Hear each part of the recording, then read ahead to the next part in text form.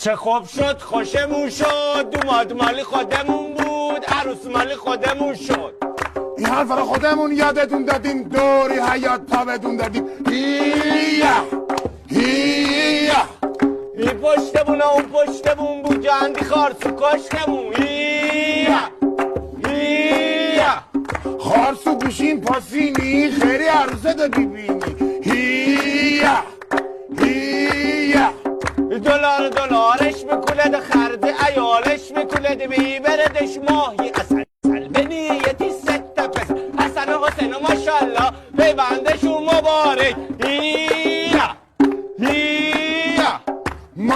ماشالله بش بگی ماشالله صد قول ها والله بش بگی ماشالله حتی زفر دوماد شده ماشالله سال دیگه پدر میشه ماشالله صاحب 6 فرزند میشه انشالله تقی و نقی و روح الله مهدی و فرهاد و مزید هیه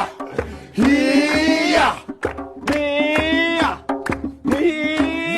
2 3 4 تشکر برای رفی خستگی دوماد باید برقصه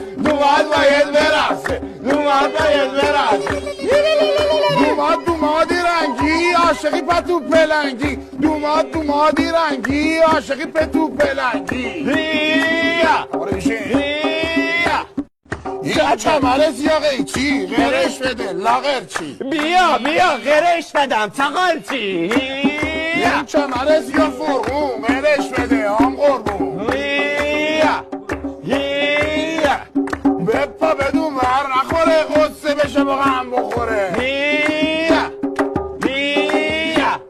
جاده را بند آوردین این چیزی بود آوردی یه هفته خوردی بردی قابلمه کردی بردی همینا کادو بردی آبرومون بردی نزه